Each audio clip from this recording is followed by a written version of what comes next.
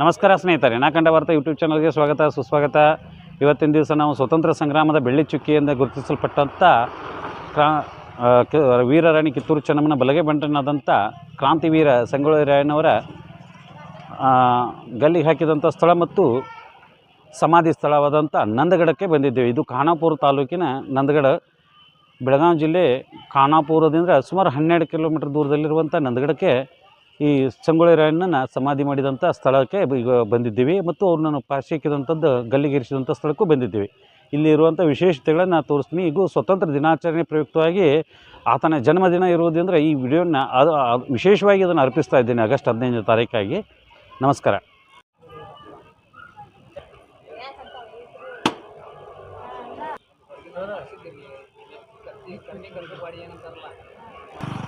ಸ್ನೇಹಿತರೆ, ಇದು ನಂದಗಡದಲ್ಲಿರುವಂಥ ಸಂಗೊಳ್ಳಿ ರಾಯಣ್ಣ ಸಮಾಧಿ ಅಂತ ಒಂದು ಪ್ರವೇಶ ದ್ವಾರ. ಮೊದಲು ಈ ಥರದ್ದು ಏನು ಕಟ್ಟಡಗಳಿದ್ರಿಕ್ಕಿಲ್ಲ, ಇತ್ತೀಚೆಗೆ ಕೆಲವು ದಿನಗಳಲ್ಲಿ ಮಾಡಿದ್ದಾರೆ. ಇದು ಖಾನಾಪುರ ಅಂದರೆ ಬರಬೇಕು ರಸ್ತೆ. ಈ ರಸ್ತೆ ಮೂಲಕ ಬಂದು ನಾವು ಇಲ್ಲಿಗೆ ವಾಹನ ಪಾರ್ಕಿಂಗ್ ಮಾಡಿ ಹೋಗ್ಬೋದು.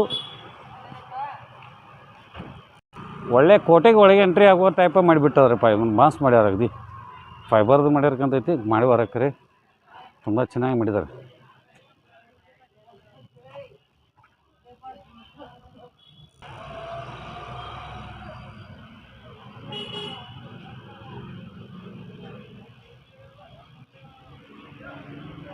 ನಂದಗಡದಲ್ಲಿರುವಂಥ ಕ್ರಾಂತಿವೀರ ಸಂಗೊಳ್ಳಿ ರಾಯಣ್ಣ ಸಮಾಧಿಯ ಸ್ಥಳ.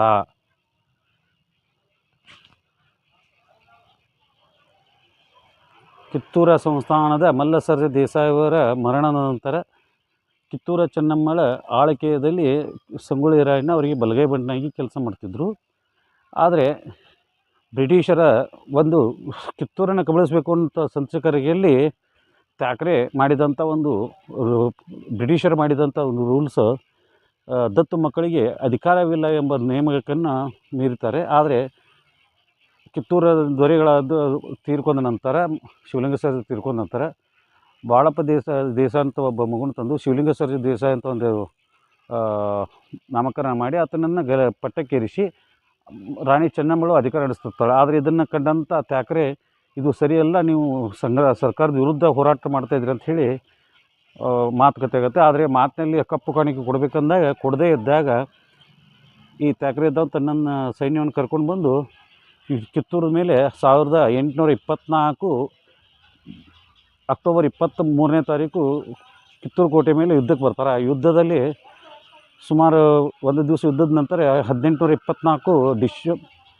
ಅಕ್ಟೋಬರ್ 24ನೇ ತಾರೀಕು ಕಿತ್ತೂರಿನ ಸೈನಿಕರು ವಿಜಯವನ್ನು ಸಾಧಿಸ್ತಾರೆ. ಈ ವಿಜಯ ಸಾಧಿಸಿದ ನಂತರ ಕಿತ್ತೂರಿನ ಮತ್ತೆ ಠಾಕ್ರೆನ ಆ ಯುದ್ಧದಲ್ಲಿ ಮರಣ ಹೊಂತಾನೆ. ಇದನ್ನು ಸೇಡಿಗಾಗಿ ಬ್ರಿಟಿಷ್ ಅಧಿಕಾರಿಗಳು ಮುಂಬೈ ಹಾಗೂ ಹೈದರಾಬಾದ್, ಚೆನ್ನೈ ಇದರಿಂದ ಮದ್ರಾಸುಗಳಿಂದ ಸಾಕಷ್ಟು ಸೈನ್ಯವನ್ನು ಜಮಾ ಮಾಡ್ಕೊಂಡ್ಬಂದು ಕಿತ್ತೂರಿನ ಸಂಸ್ಥಾನ ಮೇಲೆ ಮತ್ತೆ ಯುದ್ಧಕ್ಕೆ ಬರ್ತಾರೆ. ಈ ಯುದ್ಧದಲ್ಲಿ ನಮ್ಮವರೇ ಆದಂಥ ಮಲ್ಲಪ್ಪ ಶೆಟ್ಟಿಯವನವರು ಮಾಡಿದಂಥ ಮೋಸದಿಂದ ಕಿತ್ತೂರಿನ ಸಂಸ್ಥಾನ ಯುದ್ಧದಲ್ಲಿ ಸೋಲುವಂಥ ಪ್ರಸಂಗ ಬರುತ್ತೆ. ಆ ಯುದ್ಧದಲ್ಲಿ ಕಿತ್ತೂರು ಸಂಸ್ಥಾನದ ಸೋಲದ ನಂತರ ಸಂಗೊಳ್ಳಿ ರಾಯಣ್ಣ, ಕಿತ್ತೂರು ಚೆನ್ನಮ್ಮ ಎಲ್ಲರೂ ಬಂಧನಕ್ಕೊಳಗಾಗ್ತಾರೆ. ನಂತರ ರಾಯಣ್ಣನ ಒಂದು ಹೋರಾಟದ ಫಲವಾಗಿ ಸಾಕಷ್ಟು ಹೋರಾಟ ಮಾಡ್ತಾನೆ. ಗೆರಿಲ್ಲಾ ಯುದ್ಧ ತಂತ್ರದ ಮೂಲಕ ಬ್ರಿಟಿಷರಿಗೆ ಸಾಕಷ್ಟು ತೊಂದರೆ ಕೊಟ್ಟ ನಂತರ ಈ ರಾಯಣ್ಣನನ್ನು ಹೇಗಾದರೂ ಮಾಡಿ ಬಂಧಿಸಬೇಕು ಅಂತ ಒಳಸಂಚು ಮಾಡಿದಂಥ ಬ್ರಿಟಿಷ್ ಅಧಿಕಾರಿಗಳು ಅವರ ಸೋದರ ಸಂಬಂಧಿಕನಾದಂಥ ಲಕ್ಕಪ್ಪನವನ ಮೂಲಕ ಆತನಿಗೆ ಕೆಲವೊಂದು ಆಸ್ತಿ ಕೊಡುವುದಾಗಿ ಆಸೆ ತೋರಿಸಿ ಆತನನ್ನು ಪುಸಲಾಯಿಸಿ ರಾಯಣ್ಣನ ಇಲ್ಲಿ ಹಳ್ಳ ಹೊರತಿರುವ ಡೋರಿ ಬೆಣಿಚಿ ಹಳ್ಳದಲ್ಲಿ ಸ್ನಾನ ಮಾಡುವ ಸಮಯದಲ್ಲಿ ಆತನ ಖಡ್ಗ ತಗೊಂಡು ಓಡಿ ಹೋಗ್ತಾರೆ. ಆದರೆ ಸಂಗೊಳ್ಳಿ ರಾಯಣ್ಣ ಖಡ್ಗ ಇಲ್ಲದೆ ಬ್ರಿಟಿಷ್ ಸೈನಿಕರನ್ನು ಎದುರಿಸೋಕ್ಕಾಗದೆ ಬಂಧನಕ್ಕೊಳಗಾಗ್ತಾರೆ. ನಂತರ ಕೋರ್ಟ್ನಲ್ಲಿ ನಾಟಕೀಯವಾಗಿ ಒಂದಷ್ಟು ವಿಚಾರಣೆ ನಡೆದ ನಂತರ ಸಂಗೊಳ್ಳಿ ರಾಯಣ್ಣ ಗಲ್ಗೆ ಹಾಕ್ತಾರೆ. ಆದರೆ ಸಂಗೊಳ್ಳಿ ರಾಯಣ್ಣ ಗಲ್ಲು ಹಾಕಿದ್ದು ಮತ್ತೊಂದು ಸ್ಥಳದಲ್ಲಿದೆ, ಅವರು ಸಮಾಧಿ ಮಾಡಿದಂಥ ಸ್ಥಳ. ಅದರ ನಂತರ ಅವರು ತೀರ್ಕೊಂಡ ನಂತರ ಅವ್ರನ್ನ ಇಲ್ಲಿ ತಂದು ಸಮಾಧಿ ಮಾಡ್ತಾರೆ. ಅವರ ಸ್ನೇಹಿತನಾದಂಥ ಪಿಚ್ಚುಗುತ್ತಿ ಚೆನ್ನಬಸು ಇಲ್ಲಿ ತಂದು ಅವರನ್ನು ಸಮಾಧಿ ಮಾಡಿ ಅವ್ರಿಗೆ ಒಂದು ಇಲ್ಲಿ ಆಲದ ಮರ ನೆಡ್ತಾರೆ. ಇಲ್ಲಿ ಇನ್ನೊಂದು ವಿಶೇಷ ಅಂದರೆ ಈ ಕ್ಷೇತ್ರದ ಪವಾಡ ಅಂದರೆ ಇಲ್ಲಿ ಯಾರ್ಯಾದರೂ ತಮಗೆ ಸಮಸ್ಯೆಗಳು ಏನಾದರೂ ಇದ್ದರೆ ಆತನ ಈ ರಾಯಣ್ಣ ಮೇಲೆ ಒಂದು ಭಕ್ತಿಯಿಂದ ಒಂದು ಹರಕೆ ಹೊತ್ತು ಏನಾದರೂ ಮಾಡಿದರೆ ಮಕ್ಕಳಾಗದಿದ್ದರೂ ಸಹಿತ ಮಕ್ಕಳಾಗುತ್ತೆ ಅನ್ನೋದು ನಂಬಿಕೆ ಜನರಿಗೆ. ಇಲ್ಲಿ ಬಂದು ಕಾಯಿ ಕಟ್ಟುವಂಥದ್ದು ವಾಡಿಕೆ ಇದೆ. ನಮ್ಮ ಮನಸ್ಸಿನಲ್ಲಿ ಏನಾದರೂ ಒಂದು ಒಳ್ಳೆಯ ಅಭಿಪ್ರಾಯ ಇದ್ದುಕೊಂಡು ಇದನ್ನು ಮಾಡಿದರೆ ನೆಕ್ಕೆ ಯಶಸ್ವಿ ಆಗೇ ಆಗುತ್ತೆ ಅನ್ನೋದು ನಂಬಿಕೆ ಇಲ್ಲಿ ಜನರು. ಅದಕ್ಕಾಗಿ ಇಲ್ಲಿ ಸಂಗೊಳ್ಳಿ ರಾಯಣ್ಣ ಸಮಾಧಿ ಹತ್ರ ಇದ್ದೀನಿ. ಈಗ ನಾನು ಸಂಗೊಳ್ಳಿ ರಾಯಣ್ಣನ ಮೂರ್ತಿಯನ್ನು ಪೂರ್ತಿಯಾಗಿ ತೋರಿಸುವಂಥ ಪ್ರಯತ್ನ ಮಾಡ್ತೀನಿ ನೋಡಿ. ಇದು ಸಂಗೊಳ್ಳಿ ರಾಯಣ್ಣವರ ಸಮಾಧಿಯ ಆಲದ ಮರ.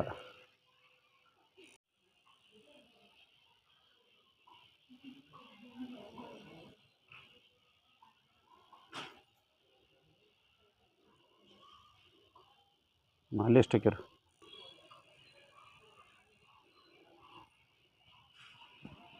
ಇಷ್ಟಾರ್ಥಗಳನ್ನು ಪೂರೈಸುವಂಥ ಇಲ್ಲಿ ಹರಕೆ ಹೊತ್ತು ಕೆಲವರು ಕಾಯಿಗಳನ್ನು ಕಟ್ತಾರೆ ದೇವರಿಗೆ. ಇದು ಕಾಯಿಗಳು ಕಟ್ಟಿರುವಂಥ ಸ್ಥಳ. ಅವರ ಹರಕೆ ತೀರಿದ ನಂತರ ತಾನಾಗಿ ಬಿಚ್ಚಿ ಹೋಗುತ್ತೆ ಅನ್ನೋದು ಇಲ್ಲಿ ಅವ್ರ ಜನರ ನಂಬಿಕೆ. ಹಾಗೆ ನಾನು ಇಲ್ಲೊಂದು ಪ್ರಯೋಗ ಮಾಡಿದ್ದೆ ಹಿಂದೊಮ್ಮೆ, ಅದು ಯಶಸ್ವಿನೂ ಆಗಿದೆ. ಹೆಸಳಕ್ಕಾಗಲ್ಲ, ಕೆಲವರಿಗೆ ಒಂದು ಸಮಸ್ಯೆ ಆಗಿತ್ತು, ಆದರೂ ಅದನ್ನು ನಾನು ಹೇಳಿದಾಗ ಇದು ಮಾಡಿದರು. ಇದು ನನ್ನ ಅನುಭವಕ್ಕೂ ಬಂದಿದೆ.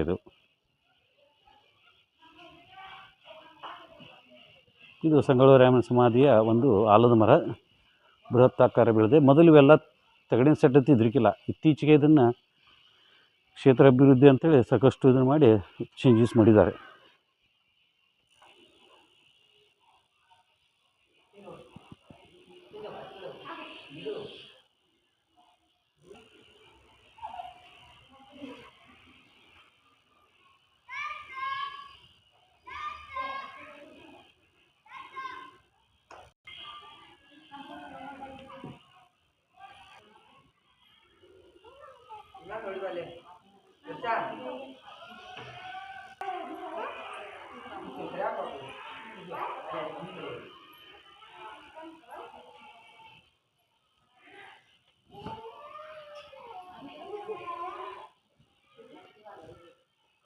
ಸ್ನೇಹಿತರೆ, ಈಗ ನಾವು ಹೋಗ್ತಾ ಇರೋದು ಕ್ರಾಂತಿವೀರ ಸಂಗೊಳ್ಳಿ ರಾಯಣ್ಣನ ಮತ್ತು ಆತನ ಸಂಗಡಿಗರಿಗೆ ಗಲ್ಲು ಶಿಕ್ಷೆ ಕೊಟ್ಟಂಥ ಸ್ಥಳ, ಅಂದರೆ ಬಲಿದಾನದಂಥ ಸ್ಥಳಕ್ಕೆ ನಾವು ಹೋಗ್ತಾ ಇದ್ದು. ಈಗ ಆ ಸ್ಥಳದ ಬಗ್ಗೆ ಒಂದಷ್ಟು ತೋರಿಸೋಣ. ಇದು ಬೆಳಗಾವಿ ಜಿಲ್ಲೆ ಖಾನಾಪುರ ತಾಲೂಕಿನ ನಂದಗಡದಲ್ಲಿ ಇದೆ. ಇದು ಊರು ಹೊರಗಿನಿಂದ 2 ಕಿಲೋಮೀಟರ್ ದೂರ ಆಗುತ್ತೆ. ಈ ಸ್ಥಳದಲ್ಲಿ ಸಂಗೊಳ್ಳಿ ರಾಯಣ್ಣವರಿಗೆ ಮತ್ತು ಆತನ ಸಹಚರರಿಗೆ ಎಲ್ಲರಿಗೂ ಇಲ್ಲಿಗೆ ಗಲ್ಲು ಶಿಕ್ಷೆ ಹಾಕಿದಂಥ ಆಲದ ಮರ, ಇದೇ ಆಲದ ಮರ ನೋಡಿ. ಸ್ವಲ್ಪ ಸಂಜೆ ಆಗಿದೆ, ಕತ್ತಲಾಗಿದೆ ಅಂದರೆ ಸ್ವಲ್ಪ ಸರಿ ಕಾಣ್ತಾ ಇಲ್ಲ. ಆದರೂ ಎಷ್ಟು ಸಾಧ್ಯ ಐತೆ ಅಷ್ಟು ಪ್ರಯತ್ನ ಮಾಡಿ ತೋರಿಸ್ತೀವಿ ನೋಡಿ. ಸ್ನೇಹಿತರೆ, ಇದೇ ಸ್ಥಳದಲ್ಲಿ ಕ್ರಾಂತಿವೀರ ಸಂಗೊಳ್ಳಿ ರಾಯಣ್ಣಗೆ ಗಲ್ಲು ಶಿಕ್ಷೆ ಕೊಟ್ಟಂಥ ಸ್ಥಳ. ಇದೇ ಗಿಡಕ್ಕೆ, ಇದೇ ಮರಕ್ಕೆ ಶಿಕ್ಷೆ ಕೊಟ್ಟದ್ದು. ಸುಮಾರು 15ರಿಂದ 18 ಜನರಿಗೊಮ್ಮೆ ಗಲ್ಲು ಶಿಕ್ಷೆ ಕೊಟ್ಟಂಥ ಸ್ಥಳ. ಈಗ ಕತ್ಲಾಗಕ್ಕೆ ಬಂದಿದೆ, ಸ್ವಲ್ಪ ಅನಿವಾರ್ಯ ಆಗೈತೆ. ಅದು ನಾನು ಮಾಡೋದಕ್ಕೆ ಕೆಲಸ ಮಾಡಬೇಕಾಯಿತು, ಅದಕ್ಕೆ ಮಾಡ್ತಾಯಿದ್ದೀನಿ. ಇದು ಅವರಿಗೆ ಗಲ್ಲು ಶಿಕ್ಷೆ ನಂತರ ಅವರ ಪ್ರಾಣ ಪಕ್ಷಿ ಹರಿದಂಥ ಸ್ಥಳ. ಇದೇ ಜಾಗದಲ್ಲಿ, ಇದೇ ಕೊಂಬಿಗೆ, ಅಂದರೆ ಇದು ಮೊದಲು ಇದೇ ಜಾಗದಾಗಿತ್ತಂತೆ. ಇದೇ ಸ್ಥಳ ರಾಯಣ್ಣನಿಗೆ ಶಿಕ್ಷೆ ಆದಂಥ ಸ್ಥಳ, ಅವರು ಬಲಿದಾನದಂಥ ಜಾಗ. ಅವ್ರ ನೆನಪಿಗೆ ಇಲ್ಲೊಂದು ಸಣ್ಣ ಚಿಕ್ಕ ಗುಡಿಯನ್ನು ಕಟ್ಟಿದ್ದಾರೆ. ಇದು ಸಂಗೊಳ್ಳಿ ರಾಯಣ್ಣವರ ನಿಧನ ಹೊಂದಿದಂಥ ಸ್ಥಳ. ಅವರು ಆತ್ಮ ಇಲ್ಲೇ ದೇಹವನ್ನು ತ್ಯಾಗ ಮಾಡಿದಂಥ ಸ್ಥಳ ಅಂತ ಹೇಳ್ತಾರೆ. ಇದು ಕ್ರಾಂತಿವೀರ ಸಂಗೊಳ್ಳಿ ರಾಯಣ್ಣನ ಬಲಿದಾನ ಆದಂಥ ಸ್ಥಳವಾದರೆ, ಆತನನ್ನು ಗಲ್ಲಿಗೆ ಸಮಾಧಿ ಮಾಡಿದ ಸ್ಥಳ ಇನ್ನೊಂದು ಕಡೆ ಇದೆ, ಅದನ್ನು ತೋರಿಸ್ತೀನಿ.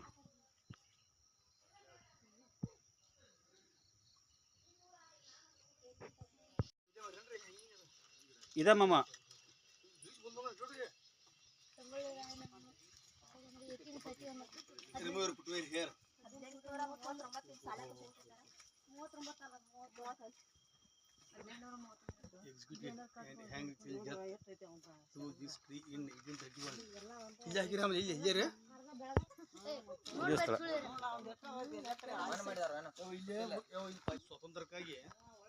ಸ್ವತಂತ್ರಕ್ಕಾಗಿ ಪುರಾಣ ತ್ಯಾಗ ಮಾಡಿದಂಥ ಕ್ರಾಂತಿವೀರ ಸಂಗೊಳ್ಳಿ ರಾಯಣ್ಣ ಬಲಿದಾನದಂಥ ಸ್ಥಳ.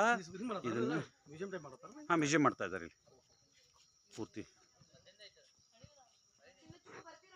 ಮತ್ತೆ ಈಗ ಅವರು ಸಮಾಧಿ ಮಾಡಿದಂಥ ಸ್ಥಳವನ್ನು ಬಗ್ಗೆ ವಿವರವನ್ನು ನಾವು ಕೊಡುವಂಥ ಪ್ರಯತ್ನ ಮಾಡ್ತೀನಿ. ನಮಸ್ಕಾರ. ಸರಿ, ಎಲ್ಲರೂ ತೋರಿಸಿದಂಥ ಸಂಗೊಳ್ಳಿ ರಾಯಣ್ಣ ಸಮಾಧಿ ಹಾಗೂ ಅವರಿಗೆ ಗಲ್ಲು ಶಿಕ್ಷೆ ಆಗಿದ್ದಂಥ ಸ್ಥಳ ಬಗ್ಗೆ ಮಾಹಿತಿ ಇಷ್ಟ ಆಗಿದ್ದರೆ ನಾ ಕಂಡ ಭಾರತ ಯೂಟ್ಯೂಬ್ ಚಾನಲ್ನ ಸಬ್ಸ್ಕ್ರೈಬ್ ಮಾಡ್ಕೊಳ್ಳಿ. ನಿಮ್ಮ ಸ್ನೇಹಿತರಿಗೂ ಶೇರ್ ಮಾಡಿ ಅಂತ ನೆನೆಸ್ಕೊಳ್ತಾ ಇದ್ದೀನಿ. ಧನ್ಯವಾದಗಳು.